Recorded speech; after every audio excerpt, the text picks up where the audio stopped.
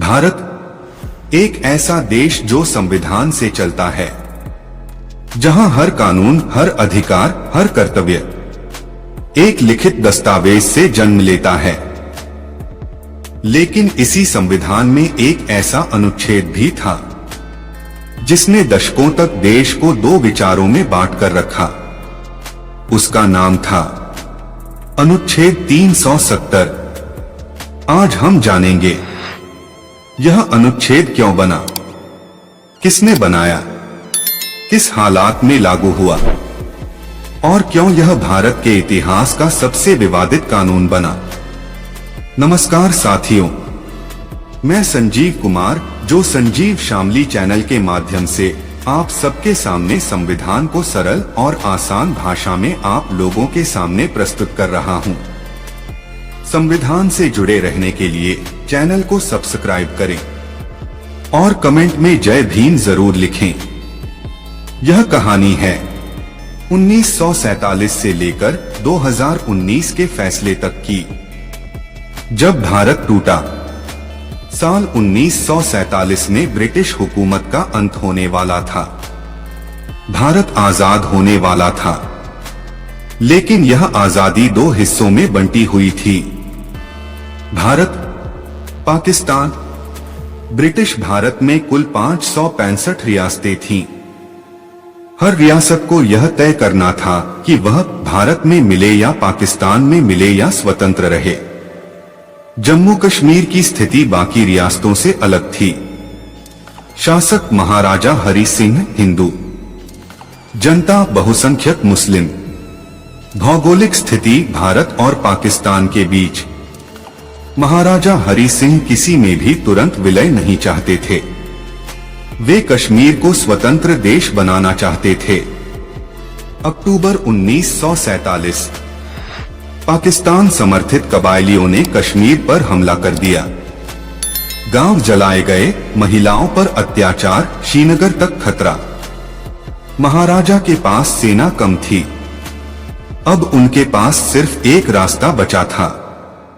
महाराजा हरि सिंह ने भारत से मदद मांगी। भारत ने कहा, पहले भारत में विलय कीजिए। इंस्ट्रूमेंट ऑफ एक्सेशन पर हस्ताक्षर हुए 26 अक्टूबर 1947।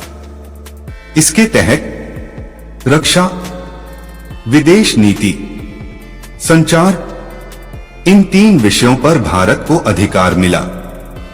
27 अक्टूबर 1947 को भारतीय सेना कश्मीर पहुंची। प्रधानमंत्री जवाहरलाल नेहरू और कश्मीर के नेता शेख अब्दुल्ला दोनों चाहते थे कि कश्मीर भारत में रहे, लेकिन स्थानीय पहचान बनी रहे। यहीं से जन्म हुआ विशेष दर्जा, स्पेशल स्टेटस के विचार का। भारत का संविधान बन रहा था। कश्मीर के लिए सवाल था, क्या सभी कानून तुरंत लागू किए जाएं? उत्तर था नहीं। इसीलिए एन गोपालस्वामी अयंगर, नेहरू सरकार में मंत्री, उन्होंने एक अस्थायी प्रावधान का सुझाव दिया। 17 अक्टूबर 1949 संविधान सभा ने अनुच्छेद 370 को स्वीकार किया। 26 जनवरी 1950 को संविधान लागू हुआ और साथ में अनुच्छेद 370 भी। अनुच्छेद 370 को कहा गया टेम्परेरी प्रोविजन, क्योंकि जम्मू कश्मीर की संविधान सभा तय करेगी इसे रखना है या हटाना। लेकिन जम्मू कश्मीर की संविधान सभा भंग हो गई, कोई निर्णय नहीं लिया गया। अनुच्छेद 370 वहीं का वहीं रह गया। अनुच्छेद 370 एक मजबूरी में लिया गया निर्णय था, हालात को संभालने के लिए। लेकिन समय के साथ यह समस्या बन गया। और कैसे हालात को संभालने के लिए अनुच्छेद 370 को एक अस्थायी समाधान के रूप में लाया गया। लेकिन अब सवाल उठता है, अनुच्छेद 370 ने जम्मू कश्मीर को आखिर क्या दिया? क्या यह आम जनता के लिए फायदेमंद था या धीरे धीरे यह एक बड़ी समस्या बन गई? अनुच्छेद 370 के कारण जम्मू कश्मीर को भारत के बाकी राज्यों से अलग दर्जा मिला। नंबर 1, अलग संविधान। भारत का अपना संविधान। जम्मू कश्मीर का अलग संविधान 1956, यानी एक देश दो संविधान। नंबर 2, अलग झंडा। जम्मू कश्मीर का अलग राज्य ध्वज। भारतीय तिरंगे के साथ साथ यह प्रतीकात्मक नहीं था, बल्कि अलग पहचान की भावना को मजबूत करता था। नंबर 3, संसद की सीमित शक्ति। भारत की संसद जम्मू कश्मीर पर सीधे कानून नहीं बना सकती थी जब तक राज्य सरकार की सहमति न हो। सिर्फ 3 विषय स्वतः लागू थे: रक्षा, विदेश नीति, संचार।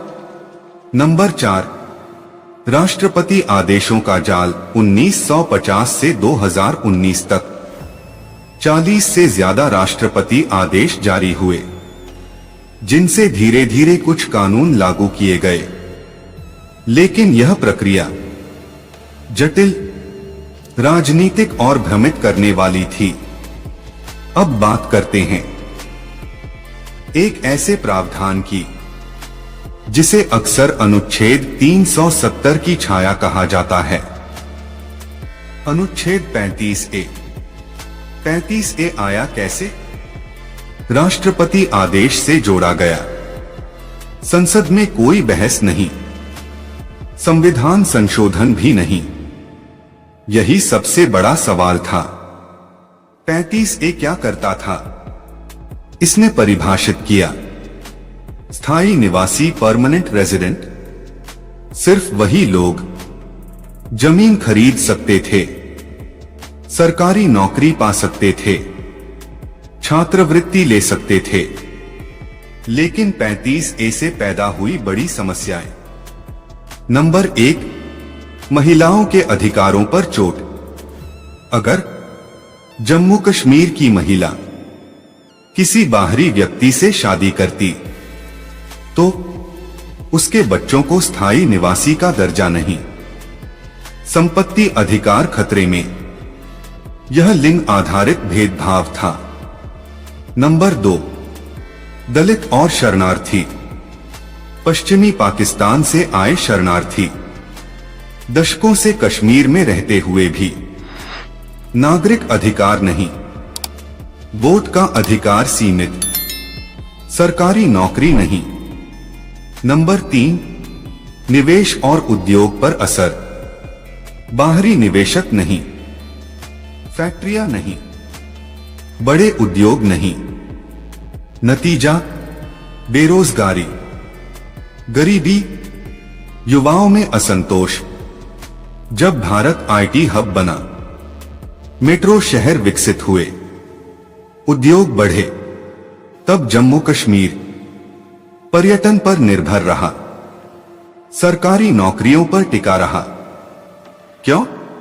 कानूनों की अनिश्चितता, जमीन का डर, अलग टैक्स और नियम। अनुच्छेद 370 ने हम अलग हैं की भावना को जन्म दिया। धीरे धीरे अलगाववादी संगठन, भारत विरोधी नारे, पाकिस्तान समर्थित विचार मजबूत होते चले गए। 1989 के बाद आतंकवाद ने कश्मीर को जकड़ लिया। परिणाम, कश्मीरी पंडितों का पलायन, हजारों निर्दोषों की मौत, स्कूल बंद, उद्योग खत्म। लेकिन 370 बना रहा। कई बार सवाल उठा, क्या अनुच्छेद 370 स्थायी है? सुप्रीम कोर्ट ने कहा यह अस्थायी प्रावधान है, लेकिन हटाने का तरीका राजनीतिक है। यानी अदालत ने रास्ता छोड़ा, लेकिन फैसला सरकार पर छोड़ा। कश्मीर की पहचान बचे, संस्कृति सुरक्षित रहे। विरोध में लोग कहते थे, अलगाववाद बढ़ता है, विकास रुकता है। 370 संविधान की समानता टूटती है। शुरुआत में सुरक्षा कवच थे, लेकिन समय के साथ दीवार बन गए। एक ऐसी दीवार जो विकास रोकती रही, समानता छीनती रही और देश को मानसिक रूप से बांटती रही। अब समय है उस सबसे दर्दनाक अध्याय का, जहां राजनीति, आतंक और आम इंसान आमने सामने खड़े नजर आते हैं। 1980 के दशक तक जम्मू कश्मीर में हालात बदलने लगे थे। बेरोजगारी, भ्रष्टाचार, राजनीतिक अस्थिरता, इन सबका फायदा उठाया पाकिस्तान समर्थित संगठनों ने। साल 1989 यह सिर्फ एक तारीख नहीं थी, यह कश्मीर के इतिहास की सबसे काली रातों की शुरुआत थी। हथियारों की आवाज, धमकियां, टारगेट किलिंग, आतंकवाद ने खुलेआम सड़कों पर पैर पसार लिए। सबसे बड़ा घाव कश्मीरी पंडितों का पलायन। रातों रात घर छोड़ने पड़े, मंदिर, स्कूल, दुकानें सब छूट गया। नारे गूंजे, या तो कश्मीर छोड़ो या इस्लाम कबूल करो। हजारों परिवार शरणार्थी बन गए अपने ही देश में। सवाल उठता है, जब हालात इतने बिगड़े तब अनुच्छेद 370 क्यों नहीं बदला गया? कारण राजनीतिक डर, वोट बैंक, अंतर्राष्ट्रीय दबाव 370 बना रहा, लेकिन इंसान टूटते रहे। कश्मीर की राजनीति, अलगाव की भाषा, भावनाओं का व्यापार, डर का इस्तेमाल। कुछ नेताओं के लिए 370 सत्ता की कुंजी। आम जनता बीच में पिसती रही। पाकिस्तान आतंकियों को ट्रेनिंग, हथियार सप्लाई, घुसपैठ। 370 ने कश्मीर को अलग दिखाया। इसी अलगाव को पाकिस्तान ने हथियार बनाया। समय समय पर अनुच्छेद 370 और 35A को सुप्रीम कोर्ट में चुनौती दी गई, लेकिन सरकारें स्पष्ट रुख नहीं लेती रहीं। मामला टलता रहा। साल 2000 के बाद देश बदला। युवा पीढ़ी, डिजिटल भारत, समान अधिकारों की मांग, सवाल उठने लगे। एक देश में दो कानून क्यों? राष्ट्रीय बहस तेज होती गई। टीवी डिबेट, सोशल मीडिया, संसद। अनुच्छेद 370 अब सिर्फ कश्मीर का मुद्दा नहीं रहा, यह राष्ट्रीय आत्मसम्मान का प्रश्न बन गया। 2014 और फिर 2019 एक ऐसी सरकार आई जिसने खुलकर कहा 370 हटेगा। पहली बार राजनीतिक इच्छा शक्ति, बहुमत, स्पष्ट एजेंडा, सब एक साथ आए। 14 फरवरी 2019 में पुलवामा हमला, 40 जवान शहीद, पूरा देश आक्रोश में। इसके बाद surgical strike, Balakot air strike. देश का मूड बदल चुका था। अब सवाल नहीं था हटाना चाहिए या नहीं, सवाल था कब।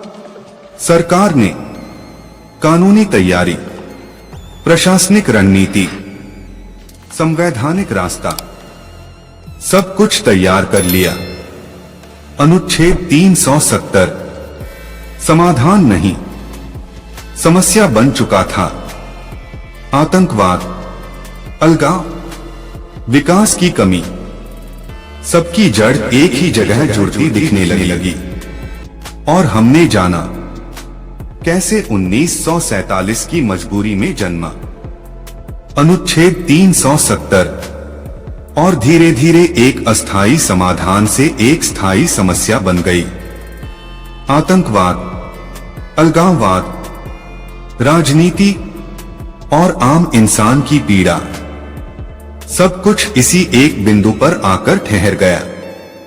अब समय है उस दिन का जिसने भारत के इतिहास में एक नया अध्याय जोड़ दिया। 5 अगस्त 2019 संसद का मानसून सत्र चल रहा था। राज्यसभा में गृह मंत्री अमित शाह खड़े हुए। उनके हाथ में एक प्रस्ताव था और उस प्रस्ताव में भारत के भविष्य की एक बड़ी घोषणा। सरकार ने राष्ट्रपति आदेश जारी किया। अनुच्छेद 370 को निष्क्रिय इनऑपरेटिव किया गया। अनुच्छेद 35A को पूरी तरह समाप्त कर दिया। ध्यान दीजिए, अनुच्छेद 370 को हटाया नहीं गया, बल्कि उसकी प्रभावशीलता को खत्म किया गया है। सरकार ने कानून की किताब से कानून का ही रास्ता चुना। स्टेप 1, राष्ट्रपति ने अनुच्छेद 370(1) के तहत एक नया आदेश जारी किया। स्टेप 2, राज्य सरकार की जगह राष्ट्रपति शासन को माना गया। स्टेप 3, संसद ने जम्मू कश्मीर पुनर्गठन विधेयक पारित किया। अब जम्मू कश्मीर राज्य नहीं रहा, बल्कि बना एक जम्मू कश्मीर केंद्र शासित प्रदेश। विधानसभा के साथ 2 लद्दाख केंद्र शासित प्रदेश बिना विधानसभा। यह फैसला प्रशासनिक सुरक्षा और विकास के लिहाज से लिया गया। 5 अगस्त से पहले ही इंटरनेट बंद। धारा 144 नेताओं की अस्थायी हिरासत क्यों? सरकार का तर्क है, एक भी जान की कीमत किसी भी राजनीतिक विरोध से ज्यादा है। सरकार का उद्देश्य हिंसा रोकना, आतंकियों की साजिश नाकाम करना। भारत के भीतर कहीं जश्न, कहीं विरोध, कहीं आशंका। अंतर्राष्ट्रीय स्तर पर पाकिस्तान का विरोध, यूएन में शोर।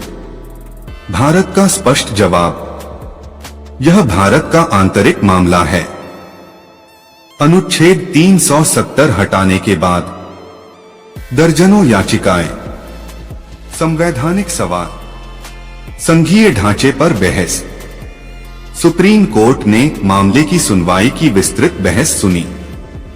दिसंबर 2023 को सुप्रीम कोर्ट ने कहा, अनुच्छेद 370 अस्थायी था।